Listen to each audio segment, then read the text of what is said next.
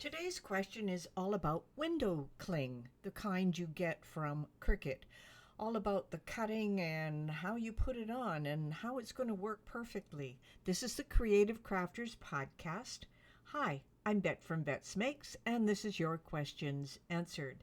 Now, window cling is a lot of fun to play with, but it has a few anomalies that you're going to want to know a little bit about before you start using it.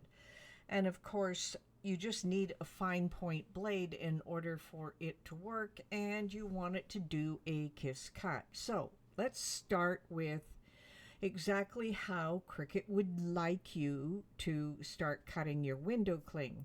So the first part is to position top left corner of the window cling with the liner side down in the top corner of your mat, just like you would do with any cardstock. So remember, the liner side is down, and that's an important part. So you're going to select the images and size, and then refer to, of course, the Kiss Cut guide. So if you're using a maker, all you need to do is find window cling in the materials. It does exist there. And for the maker, you're just going to use your fine point blade. If you have an Explorer, same thing, fine point blade. Now for the Joy and the Joy Extra, of course, it'll cut all the way through, but you can do it that way if you want as well. You'll probably find that window cling does not exist in the list for those two items. And of course, the Kiss Cut makes it a lot easier for you to be able to peel it off the back and apply it to the window. So remember that Kiss Cut only goes through the window cling itself, and it leaves the liner intact.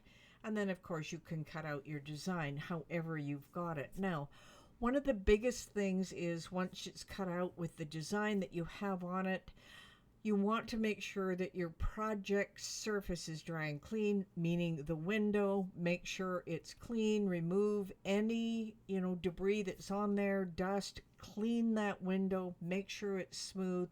Run the lint roller over it as well, because you want it to stay with it. Now, part of the window cling on the surface, you're going to place it. So you peel away the backing, and then, of course, apply your window cling onto the window, and then take your scraper and scrape over it to make sure you remove all bubbles. One of the easiest ways to do that, of course, is to start in the top left corner with the window cling with the backing behind it and gradually push it down, pulling the backing off at the same time. You will get a lot less bubbles that way.